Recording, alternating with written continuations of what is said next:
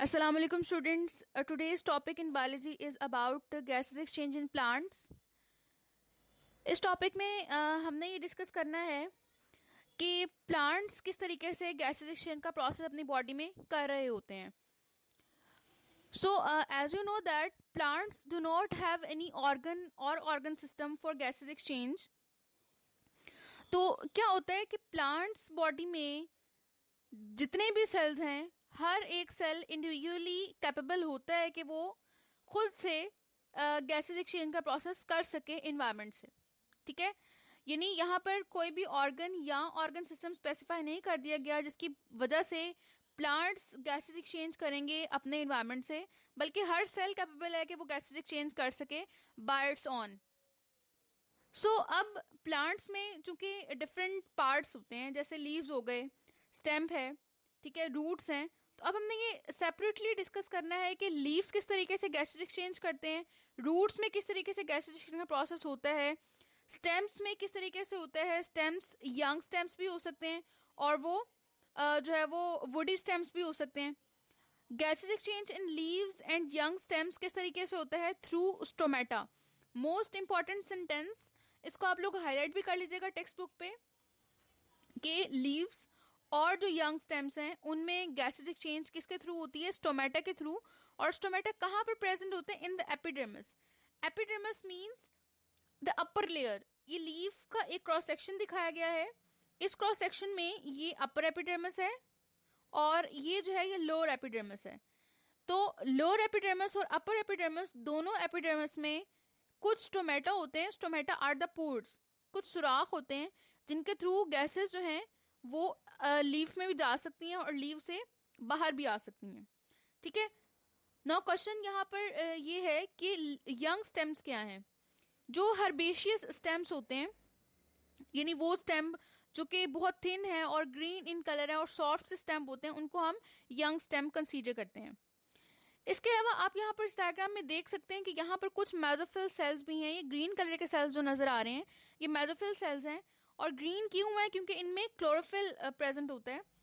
इसी क्लोरोफिल की वजह से इन मेसोफिल सेल्स में फोटोसिंथेसिस का प्रोसेस हो रहा होता है. और साथ ही साथ आपको यहाँ नजर आ रहा होगा कुछ एयर स्पेसेस भी हैं. कि एयर स्पेसेस किस लिए हैं, इनका क्या काम है? इन एयर स्पेसेस से ही बेसिकली गैसेस एक्सचेंज होती है. एयर स्पेसेस ही हेल्प करती हैं कि हर सेल एयर से डायरेक्टली इंटरेक्ट कर सके.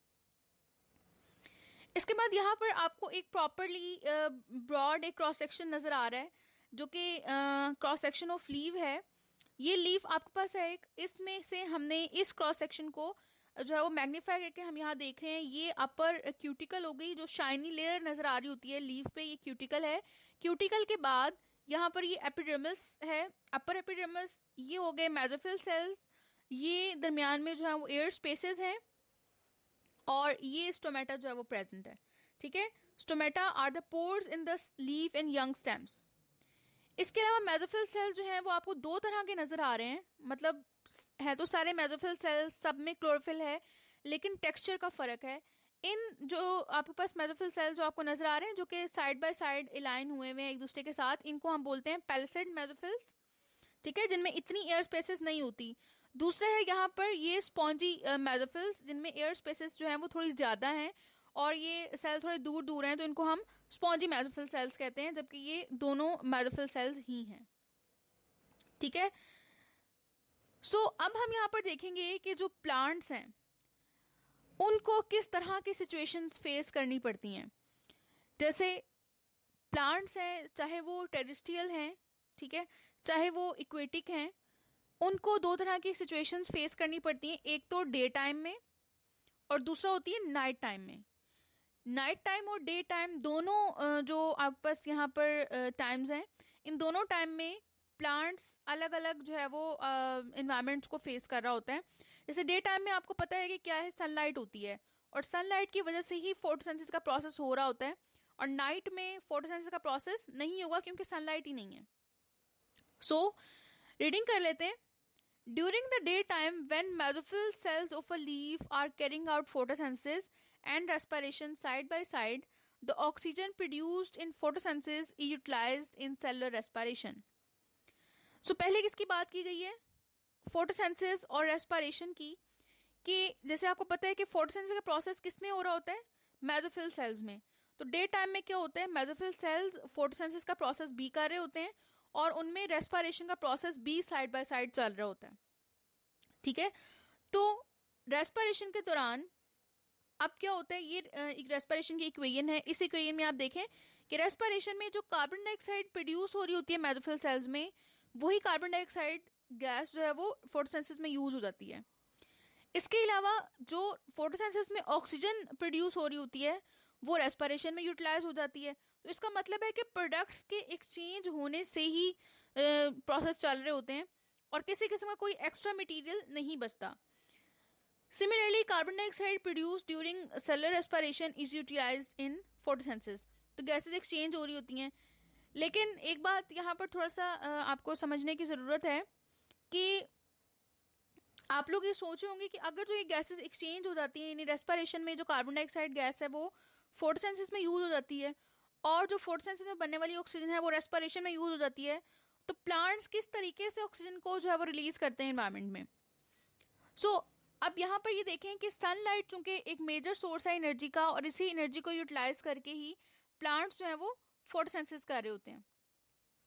So during the day time जो ऑक्सीजन की अमाउंट है जो प्रोड्यूस हो रही होती है वो बहुत ज़्यादा होती है। ठीक है, और उस अमाउंट में से कुछ हिस्सा जो है वो यहाँ पर रेस्पिरेशन में यूज हो जाता है और मैक्सिमम जो है वो प्लांट्स रिलीज ही कर रहे होते हैं इन द एनवायरनमेंट, जिनको हम जो है वो इनहेल करके अपनी सेलुलर रेस्पिरेशन का प्रोसेस कर रहे होते हैं। तो क्या हुआ, डे टाइम में रेस्पिरेशन भी चल रही है और साथ ही साथ जो है वो यहाँ पर फोटोसिंथेसिस का प्रोसेस भी हो रहा है। अब हम सेकंड कंडीशन डिस्कस कर लेते हैं। नाइट टाइम में क्या होता है, नाइट टाइम में फोटोसिंथेसिस का प्रोसेस नहीं हो रहा होता जबकि रेस्पिरेशन का प्रोसेस हो रहा होता है। तो नाइट टाइम में क्या होगा, जब रेस्पिरेशन चल रही है तो रेस्पिरेशन के बाद जो कार्बन डाइऑक्साइड गैस प्रोड्यूस होगी अब वो एक एक्स्ट्रा मटेरियल कंसीडर की जाएगी क्योंकि फोटोसिंथेसिस में वो यूज नहीं हो सकती रात को। तो उस कार्बन डाइऑक्साइड गैस को रिलीज कर दिया जाता है बाय द प्लांट्स। ठीक है, so however during night when there is no photosynthesis occurring the leaf cells get oxygen from environment and release carbon dioxide gas through stomata. Oxygen भी जो है वो प्रोड्यूस नहीं होगी प्लांट बॉडी में, तो ऑक्सीजन भी जो है वो एनवायरनमेंट से ही प्लांट्स ले रहे होंगे और कार्बन डाइऑक्साइड एनवायरनमेंट में ही रिलीज कर रहे होंगे। सही, और किसके थ्रू, स्टोमेटा के थ्रू। ये चीज़ आपने नहीं भूलनी कि गैसेस एक्सचेंज हमेशा जो लीव्स हैं और जो यंग स्टेम है उनमें स्टोमेटा के थ्रू ही हो रही होती है। इसके बाद हम बात करते हैं gases exchange in woody stems and mature roots. जो वुडी स्टेम है, जो बड़े बड़े स्टेम्स होते हैं और उनमें, और मैच्योर रूट्स जो थिक रूट्स हैं उनमें किस तरीके से गैसेस एक्सचेंज हो रही होती है। ये फिनोमिना थोड़ा डिफरेंट है क्योंकि वुडी स्टेम्स और मैच्योर रूट्स में चूंकि स्टोमेटा तो नहीं है तो कोई एक सेपरेट ऑर्गेनाइज सिस्टम तो होगा जिसकी वजह से गैस एक्सचेंज हो रही है। In woody stems and mature roots the entire surface is covered by the bark which is impervious to gases और वाटर। हमें ये पता है कि जैसे आप ये जो डायग्राम है इसमें आपको दिखा रहे हैं, स्टेम के बाहर एक बहुत जो है वो थिक बार्क मौजूद होती है। बार्क किसे कहते हैं, छाल को। दरख्त की तने से एक जो है वो वुडी टेक्सचर एक लेयर जो है वो उतरी होती है, उसको हम कहते हैं बार्क। बार्क की होने की वजह से क्या होता है कि जो हमारे पास स्टेम है वो डायरेक्टली इन्वायरमेंट से ना तो वाटर ले सकता है और ना ही गैस जो है वो गैसेस एक्सचेंज कर सकता है। तो फिर क्या होता है, कुछ जो है वो पोर्स प्रेजेंट होते हैं in the bark. There are certain pores in the bark, in the layer of bark, these are called the lenticels. The lenticels allow air to pass through them. Like in this diagram you can see, ये छोटा सा जो है एक section आपको दिखा रहे हैं और ये जो लेयर है ये बार्क की लेयर है। इस बार्क की लेयर में कुछ हिस्सा ऐसा भी है जो कि आपको एक पोर की तरह का नजर आ रहा है, एक सुराख सा बना हुआ है, इसको हम बोलेंगे लेंटिसेल्स। तो इस तरह से बहुत से पोर्स मौजूद होते हैं स्टेम में और मैच्योर रूट्स में जिनके थ्रू गैसेज एक्सचेंज का प्रोसेस हो रहा होता है। इसके बाद हम बात करेंगे gases exchange in young roots. जो छोटे छोटे रूट जो है वो हेयर्स हैं उनमें किस तरीके से गैसेज एक्सचेंज हो रही होती है। तो simple is the phenomena, gases simply diffuse कर रही होती हैं। जो सॉइल में वाटर के साथ साथ एयर कंटेंट भी यहाँ प्रेजेंट होते हैं वो एयर डायरेक्टली डिफ्यूज करती है into the young roots and root hairs, और उसके थ्रू जो है वो फिर प्लांट बॉडी का हिस्सा ही बन जाती है। गैसेज एक्सचेंज इन इक्वेटिक प्लांट्स, तो इक्वेटिक प्लांट्स में भी यू नो दैट के पानी में डिजॉल्व ऑक्सीजन और कार्बन डाइऑक्साइड के कंटेंट प्रेजेंट होते हैं। तो जो इक्वेटिक प्लांट्स हैं वो डायरेक्टली ही ऑक्सीजन ले रहे होते हैं पानी से, और कार्बन डाइऑक्साइड जो है वो रिलीज कर रहे होते हैं इन द रेस्पिरेशन, और फोटोसिंथेसिस में कार्बन डाइऑक्साइड ले रहे होते हैं, dissolve carbon dioxide from the water, और ऑक्सीजन को रिलीज कर रहे होते हैं। तो डायरेक्ट कांटेक्ट होता है चूंकि वाटर से, तो डायरेक्ट ही जो है वो गैसेज एक्सचेंज का प्रोसेस हो जाता है in the aquatic plants. Next, the main thing in this topic is difference between stomata and lenticels. और ये जो आपके पास डिफरेंस है ये बहुत इंपॉर्टेंट है बोर्ड पॉइंट ऑफ व्यू से। 4 पॉइंट्स यहाँ मैंने मेंशन किए हैं। First point is about definition. तो डेफिनेशन में क्या है, stomata are pores found in the epidermis of leaves and young stems, जैसे कि डिस्कस हो चुका है। लेंटिसेल्स क्या है, दीज आर स्पॉट्स और पोर्स, ये छोटे छोटे जो है वो स्पॉट्स हैं या पोर्स हैं जो कहाँ होते हैं, वुडी स्टेम्स में या ट्रंक। ट्रंक क्या है, बहुत बड़े बड़े तने जो होते हैं उनको हम जो है वो ट्रंक कंसीडर करते हैं, इनमें लेंटिसेल्स प्रेजेंट होते हैं। उसके बाद अगर हम रेगुलेशन की बात करें, रेगुलेशन मीन्स कि स्टोमेटा या लेंटिसेल्स वो मूव कर सकते हैं, ओपन होते हैं, क्लोज होते हैं। तो किस तरीके से हो रहे होते हैं, तो स्टोमेटल ओपनिंग एंड क्लोजिंग जो है वो तो रेगुलेट होती है बाय द गार्ड सेल्स, ठीक है, जबकि लेंटिसेल्स जो है वो हमेशा ओपन ही रहते हैं।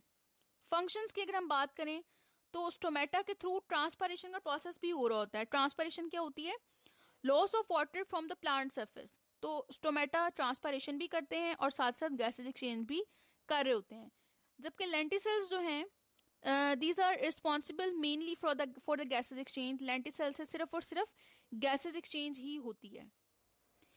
गार्ड सेल्स, अब स्टोमेटा जो है उनकी सराउंडिंग में उनके साइड पर गार्ड सेल्स प्रेजेंट होते हैं, जबकि लेंटिसेल्स जो है वो जस्ट पोर्स हैं, उनकी साइड पर किसी किस्म के कोई गार्ड सेल्स प्रेजेंट नहीं होते। तो ये हो गया आपका डिफरेंस। टॉपिक कंप्लीट हो गया। ये टॉपिक है most important for the long question in the board, और ये डिफरेंस जो है ये शॉर्ट क्वेश्चन के लिए हो गया।